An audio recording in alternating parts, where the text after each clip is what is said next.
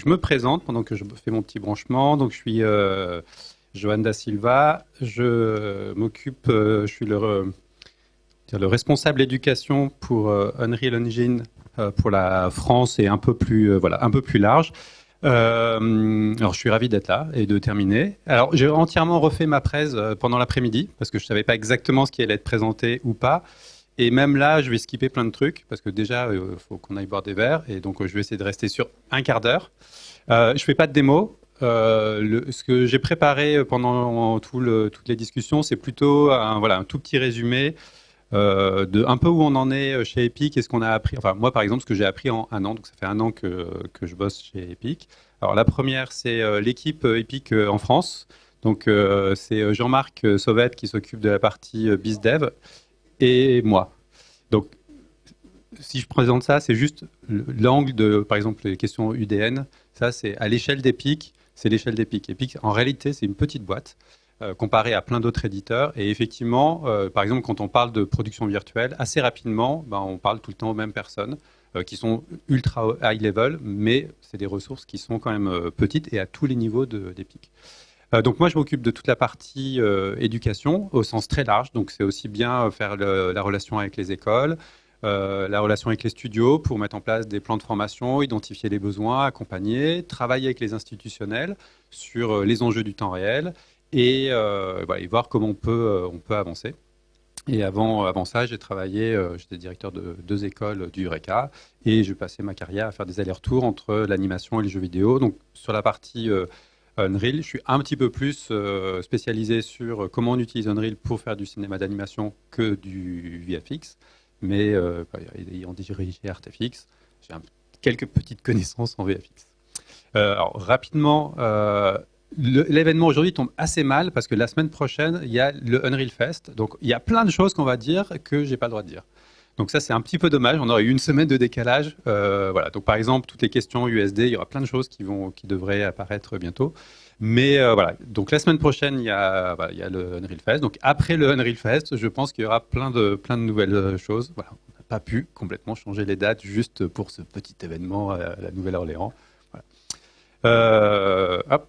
Alors juste, je vais refaire ma vidéo. Alors je vais quand même laisser quelques petites vidéos. Donc là, c'est un trailer, s'il marche, voilà. Donc un petit trailer juste pour, voilà, qui va représenter un peu tout type de prod qui utilise Unreal dans les mois qui viennent de s'écouler.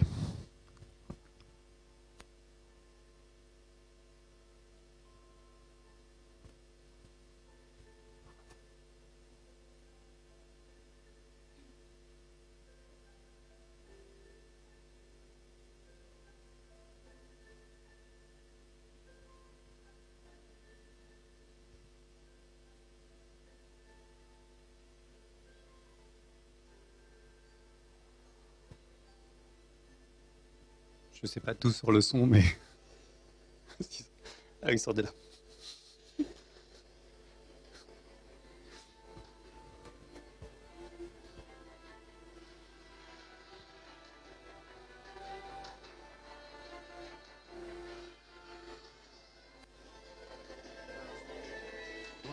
un bordel à mon avis. Je sais même pas si ça va être enregistré, hein.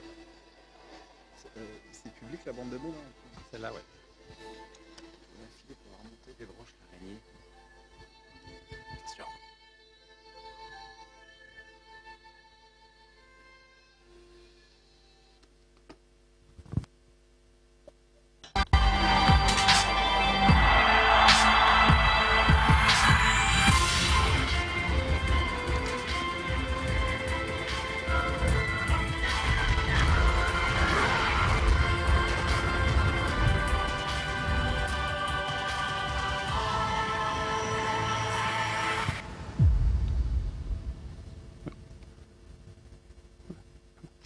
Voilà. Donc, comme disait Marc Petit, voilà, effectivement, le temps réel est aujourd'hui, et pas vraiment partout aujourd'hui, qui redéfinit des manières de travailler et qui crée aussi des tensions sur le marché du travail, puisqu'on voit émerger des besoins vraiment dans toutes les industries créatives. Voilà, juste pour recentrer, donc Epic, on a toute une partie où on fait des jeux et on continue à faire des jeux. Donc, voilà, par exemple, la discussion de Est-ce que c'est un moteur de jeu? Effectivement, ça reste un moteur de jeu. Et ce qu'on apprend assez rapidement en travaillant avec les équipes techniques d'Epic, c'est que effectivement la barre tout le temps, c'est il faut que ce qu'on produise soit temps réel. Et si on n'arrive pas à faire du temps réel, bah, il faut qu'on trouve d'autres solutions. Mais en tout cas, on va suivre la courbe d'évolution à la fois des technologies, que ce soit en termes de soft ou en termes de hardware, pour arriver tout le temps à pousser la qualité visuelle.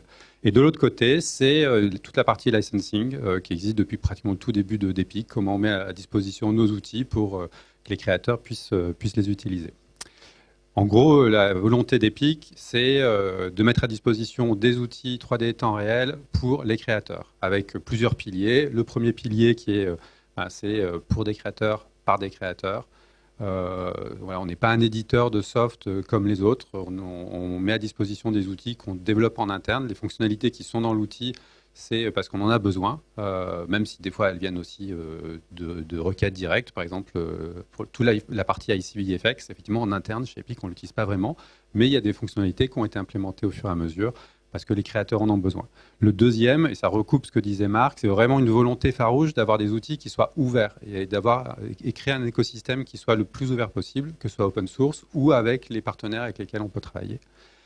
Le troisième, c'est voilà, si ça marche pour vous, ça marche pour nous. Donc effectivement, les licences d'Unreal sont gratuites, sauf pour le jeu, avec différents modèles économiques.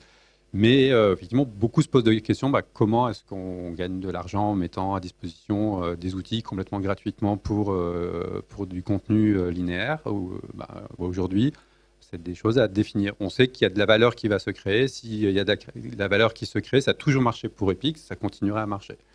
Et le dernier, c'est aussi ce que disait Marc, c'est toujours pousser la qualité visuelle le plus haut possible. Et ça, c'est voilà, depuis l'ADN fondamental d'Epic. Voilà, c'est aussi pour ça qu'il s'appelle Epic. Et donc toujours avoir une qualité visuelle la plus élevée. Donc ce que je disais tout à l'heure, voilà, on trouve du temps réel dans absolument tous les marchés. Ça bouleverse aussi beaucoup d'habitudes. Ça demande de s'adapter, de comprendre que le temps réel veut dire.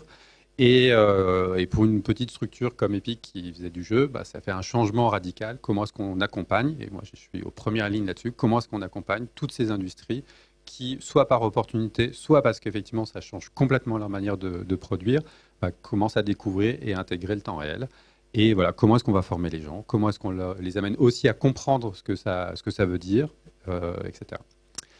Je vais aller un peu vite là-dessus parce que j'ai peu de temps. En gros, donc Unreal 5 est sorti il n'y a pas très longtemps. Pour tous ceux qui font de la production virtuelle, on ne recommandait pas d'utiliser Unreal 5 pour faire de la production virtuelle parce qu'il y a certaines choses, on sait qui pour l'instant n'étaient pas encore suffisamment matures, type Lumen, etc. Il y a la 5.1 qui arrive et qui sera la première version qui pourrait être utilisée pour officiellement supporter pour la production virtuelle. Donc je ne mets pas toute la feature list, mais en gros les trois grandes qui sont les plus, qui sont le plus demandées, ça va être le support vraiment des light cards, donc on en a un peu parlé tout à l'heure. C'est pouvoir pousser un peu plus la correction colorimétrique et la calibration directement depuis le moteur. Et le troisième, c'est de pouvoir vraiment jouer les plates XR directement dans le moteur sans avoir à passer par l'extérieur. Voilà. Après, est-ce que Unreal est surdimensionné juste pour jouer des plates? Ça, c'est un autre sujet. Mais en tout cas, ce sera pour être géré en natif. Plus plein de bugs. Pour l'instant, je n'ai pas la date de release. Il y a une preview qui est déjà disponible. Il y a des studios qui travaillent avec, qui nous font des retours. Donc ça, c'est ce qui arrive. Ensuite, c'est les petites choses que j'ai changées. Donc souvent, quand on parle d'Unreal, en réalité, pour moi, on parle plutôt d'un écosystème avec des nouvelles structures qui viennent se rajouter régulièrement. Donc ça va être MetaHuman, Twinmotion, qui à la base était un outil pour l'architecture, qui de plus en plus devient un outil qui est énormément utilisé pour faire du concept. Quixel, Sketchfab et différentes structures qui viennent avec toujours comme volonté de mettre à disposition des outils pour que les créateurs puissent, même sans compétences spécifiques dans un corps de métier, pouvoir commencer à créer des choses. Ne serait-ce que pour prototyper, tester des idées, qui est l'un des gros avantages du temps réel. Donc c'est notre petit écosystème. Ensuite, c'est ce que j'ai présenté, c'est des petites choses que j'ai appris en un an de compréhension ou de malentendu qu'il peut y avoir et dans le temps réel, qu'est-ce que c'est? Alors le premier truc que j'ai eu, c'est déjà de comprendre qu'Unreal, c'est pas un moteur de rendu, c'est un moteur de jeu vidéo. qui fait plein de choses, qui se trouve faire du rendu, puisqu'on fait du jeu, mais ce n'est pas un moteur de rendu dans la première définition. Donc souvent, les premières discussions que j'ai pu avoir, c'était pour des studios, surtout d'animation, qui disent, bah, voilà, je vais enlever Arnold, je vais mettre Unreal à la place, je vais avoir du rendu temps réel, donc un, plus de temps de rendu, deux, bah, je ne paye plus, ça me coûte moins cher, qui est, un, effectivement, ça ne marche pas tout à fait comme ça, et deux, c'est la pire approche, c'est l'approche la plus compliquée, puisque comme ce n'est pas un moteur de rendu, si on veut remplacer un Arnold ou un Renderman directement par Unreal, ça va être c'est la partie la plus compliquée. Et donc, souvent, effectivement, il y en a qui sont beaucoup cassés les dents en essayant juste de remplacer. Il y a plein d'autres bénéfices, donc c'est ce sur quoi on travaille le plus. Le deuxième, c'est, on dit que le temps réel, ça permet d'itérer très vite. Et on en a parlé plusieurs fois dans la journée. Itérer très vite, ça ne veut pas dire qu'on peut changer tout le temps et qu'en plus, ça ne coûte rien de le changer. Au contraire, on est dans un modèle où, quand on passe, je vais revenir, je crois que je l'ai après, quand on passe de la pré-production enfin, de plus en plus de choses, de la post en pré-production, ça change aussi l'endroit où on va dépenser de l'argent et ça change aussi la manière de préparer les prods et c'est un changement culturel aussi dans l'allocation du risque, mais aussi l'allocation de l'argent.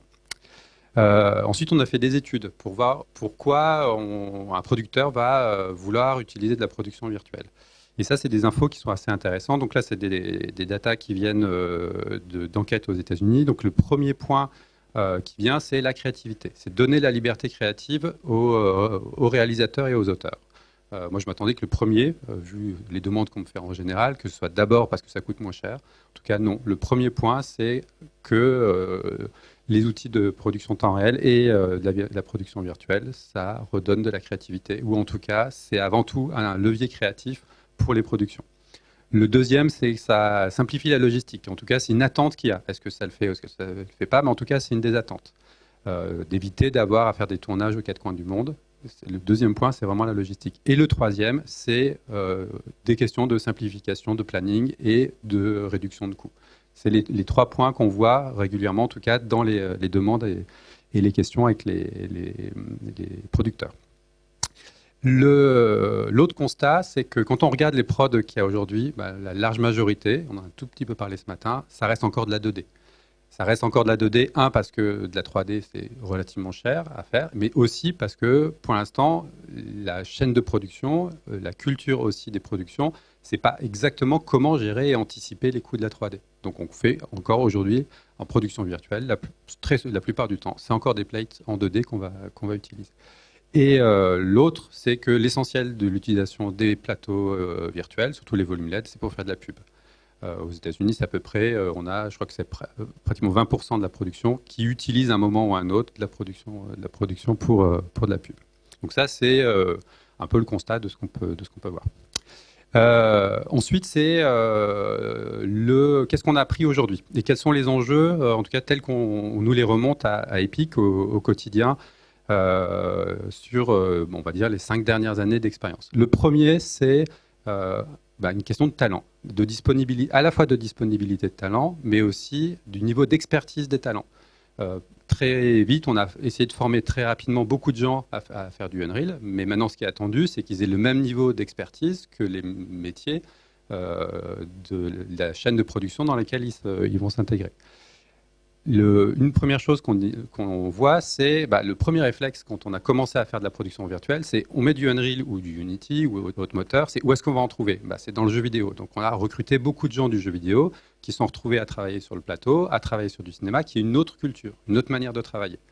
Effectivement, dans le jeu vidéo, on a appris à optimiser, mais on ne fait pas de l'ultra-réalisme et pas le niveau de qualité qu'on peut attendre traditionnellement, en tout cas dans la culture, pour du cinéma. Et ce qui se passe en parallèle, c'est qu'on a de plus en plus de formations et de gens qui sont formés, qui viennent des VFX aux outils temps réel et qui commencent à travailler ensemble dans des boîtes avec des gens qui viennent et du jeu et qui viennent de la production virtuelle, qui viennent du VFX et qui doivent apprendre à travailler ensemble. Moi, ma mission au quotidien, c'est qu'on évite de plus en plus de recruter des étudiants de jeux vidéo pour aller faire du VFX. Ils sont venus pour faire du jeu vidéo, ils peuvent faire du jeu vidéo. Donc ça, c'est le premier point qui est un enjeu et aussi un enjeu culturel et de management qu'on nous remonte de plus en plus, d'arriver à faire travailler dans une même équipe des gens qui ont des cultures assez différentes de l'image. La deuxième, c'est une expertise pour la partie VAD, donc la production des assets ou des sets virtuels. On en a un peu parlé plusieurs fois dans la journée. Faire un set super beau qui tourne sur son PC et le faire tourner sur un volume LED, ce n'est pas du tout la même chose. Et aujourd'hui, un manque clair d'expertise sur ces points-là est remonté assez souvent. Donc aujourd'hui, on voit même des boîtes qui sont montées, qui sont spécialisées dans la certification de sets virtuels pour s'assurer qu'ils vont pouvoir tourner dans tel et tel type de configuration. Donc aujourd'hui, on parle toujours de monter en expertise. Voilà, le but, c'est de toujours pouvoir monter un peu plus la qualité et on va dans des choses de plus en plus détaillées. On a eu un magnifique plan de parking tout à l'heure sur la mémoire. Effectivement, comprendre comment fonctionne très précisément la mémoire du GPU, qu'est-ce qu'on met dedans, qu'est-ce qu'on ne met pas dedans, pour arriver à avoir de la qualité en temps réel. Effectivement, c'est une expertise qu'on peut trouver dans du jeu vidéo, qu'on a un peu moins l'habitude d'avoir quand on fait du VFX. Le troisième, c'est d'avoir une expérience sur le plateau. Qu'est-ce que ça veut dire? Comment on ne travaille pas ensemble de la même manière sur un plateau qu'on travaille ensemble quand on est en studio, en post-prod. C'est pas mieux, c'est pas moins bien, mais c'est complètement différent. Donc, il faut aussi développer cette culture-là. Et c'est un des enjeux aussi pour les écoles, mais aussi dans les centres de formation qui forment à ces métiers. Le deuxième axe important aujourd'hui sur lequel on va se focaliser un peu moins sur la formation de fondamentaux sous Unreal, mais maintenant c'est de former les décideurs.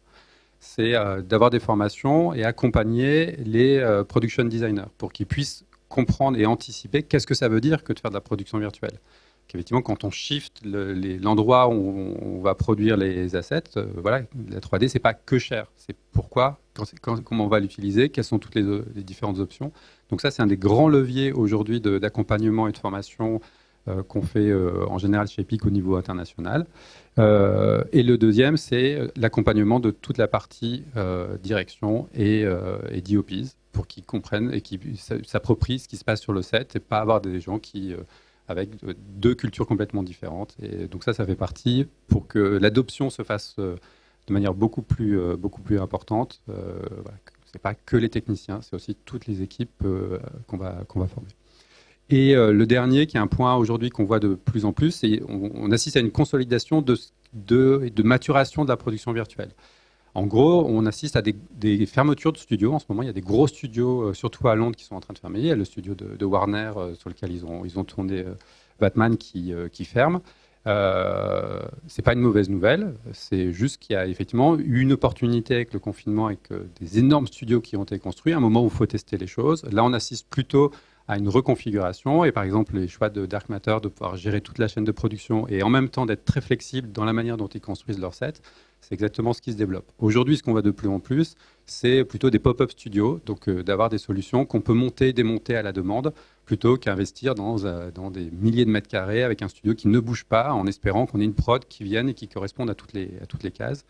Et ce qu'on a pu voir, c'est des gros studios qui, pour les booker, il faut les booker des années en avance, mais quand on regarde leur planning, ils sont pratiquement tout le temps vides. Juste la difficulté d'arriver à jongler entre les différents types de production, entre de la pub, des grosses prods, etc. Donc ça, c'est un des changements importants qu'on a vu vraiment cette dernière semaine-là et qu'on regarde très précisément pour voir comment ça s'accompagne en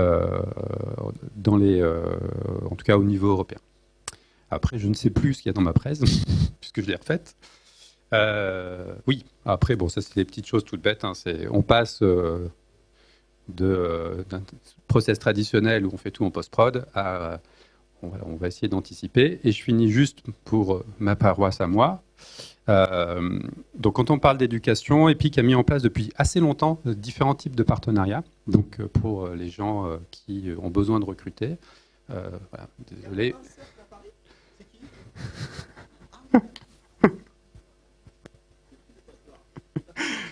Donc, en fait, on a deux grands types de partenariats. On a des partenaires académiques qui sont les écoles et on a les Authorized Training Centers qui sont les centres de formation. Il se trouve qu'en France, on a la particularité que tous les centres de formation, il n'y en a que deux de toute façon, sont aussi des écoles. Et donc, avec lesquels on travaille, on a le nombre de partenaires académiques a beaucoup grossi depuis mon arrivée. Mais voilà, on continue à travailler avec une ADN assez différente de chacun. Historiquement, la plupart des partenaires académiques étaient vraiment spécialisés sur le jeu vidéo. Et voilà, et aujourd'hui, on commence à certifier des écoles sur de l'animation, beaucoup d'animation, parce qu'il y a une énorme demande sur l'animation en France, sans commune mesure avec la partie ICVFX. Et donc ça fait partie des gros enjeux pour nous, continuer à accompagner la formation, que ce soit initiale ou la formation continue. Ouais. En fait, je blague, mais en fait, on travaille depuis un certain temps avec Epic, donc, mais c'est pas que nous, en fait, c'est l'INA aussi. Hein. Bah oui, parce que l'INA, en fait, a mis du digital learning en fait en place pour pouvoir nous aider aussi à asseoir en fait une reconnaissance des acquis et des compétences qui sont données pour contrôler les acquis au fur et à mesure. Donc c'est du présentiel, mais appuyé sur du digital learning, ce qui est très intéressant, quoi. Faut qu'ils s'inscrivent sur le site, comme ça il y aura 2 petits ronds. L'autre grand programme qu'on fait aussi d'accompagnement aussi pour la formation, c'est les fellowships qui sont voilà, pour moi la formation, la crème de la formation chez Epic, et qui en réalité est la seule formation qu'Epic dispense directement. C'est vraiment Epic qui l'a construit. Donc c'est des formations qui sont très intenses, qui sont entièrement en ligne et avec des sujets différents. Donc on a commencé il y a pratiquement 4 ans. Les premières étaient sur la production virtuelle et l'ICVFX. C'est des formations qui durent 5 semaines, qui sont à plein temps, qui sont plutôt conçues pour des gens qui ont déjà une expérience professionnelle. Donc pour des étudiants, par exemple, c'est pratiquement impossible de rentrer dans le programme des fellowships. Et en gros, en 5 semaines, temps plein, à la fin, on fait un film qui dure entre 2 et 3 minutes. Et c'est un changement de carrière pour la plupart des gens qui le suivent. C'est très exigeant. Il y a peu de places. À chaque fois, il y a 50 places pour... je crois qu'on a eu 6000 candidats lors de la première. Mais aujourd'hui, on commence à les diversifier. On vient de terminer un fellowship sur le storytelling. On en commence un tout début novembre aux États-Unis sur World Building. Et il y aura la version World Building aussi pour l'Europe fin janvier. Et là, qui est un peu plus courte, qui va durer 3 semaines. Et on va en faire d'autres comme ça, spécifiquement pour l'animation. Donc ça, c'est vraiment les formations dispensées directement par Unreal. Et ensuite, alors je le présenterai après. Après, on a d'autres formations là, qui sont faites avec des partenaires, typiquement le Summer of Unreal, qui a lieu, comme son nom l'indique, tous les étés, et qui est un peu plus cool. C'est juste les matins. Ça dure 4 semaines. Et l'objectif, c'est de créer une séquence c'est aussi plutôt orienté animation ou production virtuelle. Et l'objectif, c'est de pouvoir faire une petite séquence de 15 secondes à l'issue de la formation. Est-ce qu'on a encore un tout petit peu de temps Et tout est gratuit. Tout ça, c'est gratuit. Voilà. Et après, il y a aussi des formations payantes, mais que Epic ne dispense pas, avec les centres de formation partenaires qui sont des centres de formation, mais qui sont financés par la DAS. Ouais, tiens, hop. Je vais. Est-ce que vous avez des questions? Attends, tu as peut-être quelque chose. Pardon. Je montre juste des petits. Donc ça, c'est des petits films du Summer of Unreal. Ah, donc.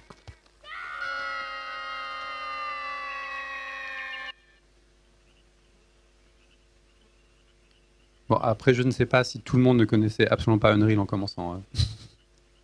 Mais voilà, qui montrent des styles complètement différents. Il y a celui-là, moi que j'aime bien, par exemple. Et je vais revenir en arrière et je vais montrer un tout petit bout d'un des derniers fellowships, donc le fellowship storytelling. S'il veut se lancer.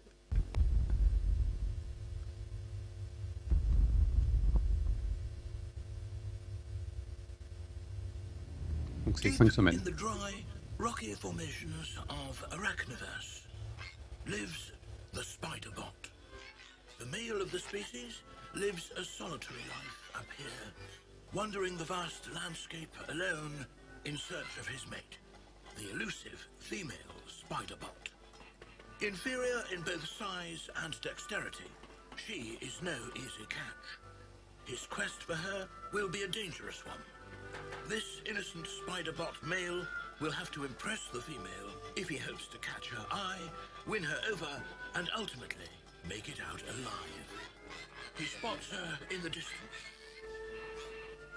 Already aware of his presence, The female has already begun her swift descent towards the male. He readies himself. This is his moment to shine. Oh. Je ne sais pas s'ils sont complètement disponibles, mais peut-être. Si, donc ils sont dispo. Parce qu'il y a des gens dans la salle qui ont fait des fellowships. Donc hop, je repasse. Alors, je passe tout ça. Ah oui. Alors, je finis juste. Dans les bénéfices aussi, quand on parle assez peu du temps réel, c'est l'impact carbone. Donc ça, c'est l'exemple de Moche Moche. Alors, je ne sais pas pourquoi il est aussi pixelisé. Donc Moche Moche, c'est une série française faite par La Cabane. La première saison était entièrement faite sous Blender. Ils ont décidé de changer de pipeline d'une saison à l'autre. Et donc la deuxième saison est un mix Blender Unreal. Et donc là, au milieu de saison, ils avaient déjà économisé 11 000 heures de calcul. Voilà, donc ils sont en train de faire leur audit pour savoir exactement en termes d'impact carbone qu'est-ce que ça change. On devrait l'avoir à la fin de l'année une fois que la saison sera terminée. Mais pour moi, qui est un des enjeux importants aussi de la responsabilité nous écologique qu'on a sur nos industries. Ça ne veut pas dire que le temps réel et que les moteurs ne polluent pas, mais en tout cas, c'est aussi un des axes importants à prendre en compte dans le shift. Et en tout cas, pour La Cabane, c'était clairement un des objectifs. Et je vais faire un gros jump vers la fin.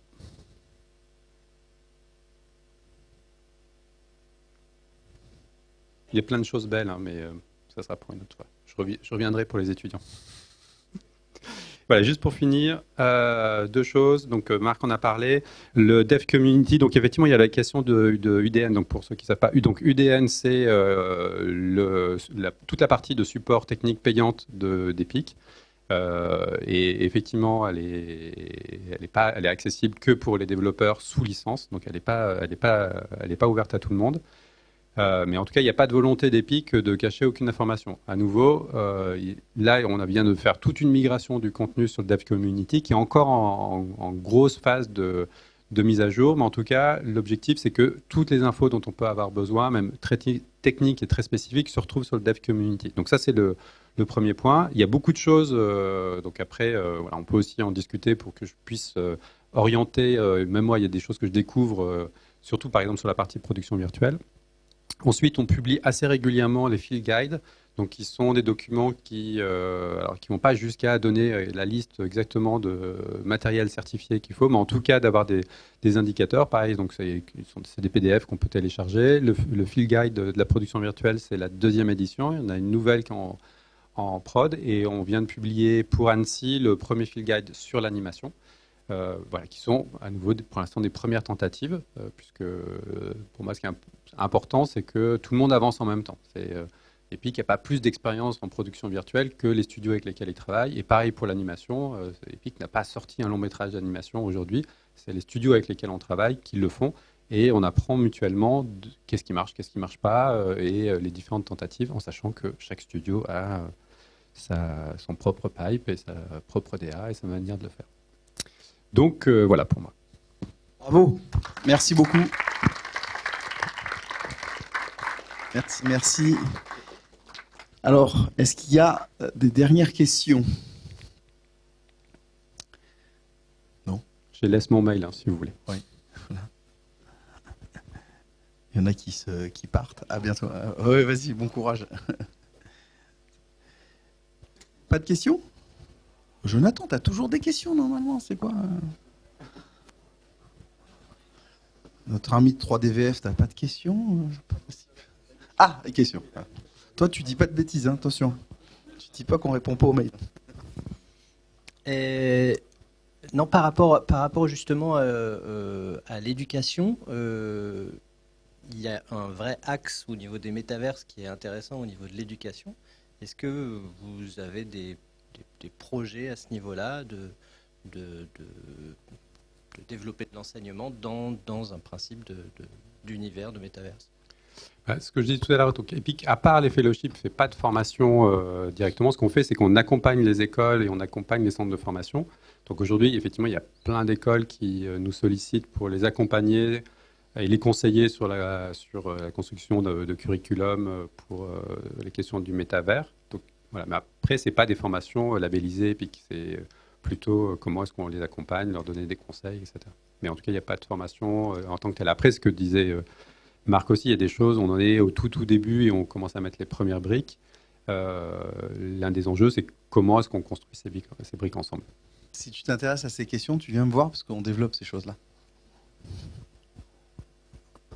Mais parce que Epic a annoncé avoir investir énormément pour la création de son métaverse. Donc, je voulais savoir si dans ce métaverse, il y avait une dimension d'éducation, plus précisément. Alors la semaine prochaine, il y a le Voilà. Unreal Fest. J'allais lui faire. Mais... Non, après, voilà. Par contre, il y a une chose qui est publique, Franck y a accès. En fait, pendant le confinement, on avait lancé un programme juste avant pour pouvoir permettre aux écoles et aux étudiants d'aller voir des vrais studios de production virtuelle.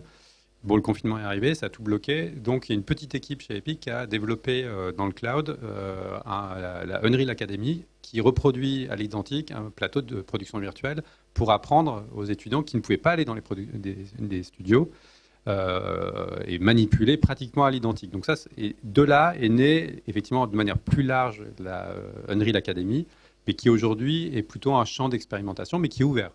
Les profs peuvent y accéder, on peut jouer avec, pour les gens, pour mais les ça ne fait pas partie des choses sur lesquelles Epic investit massivement. Il y a une équipe en interne qui fait des essais, c'est plutôt un laboratoire plutôt qu'un grand axe. Voilà. Mais à nouveau, la semaine prochaine...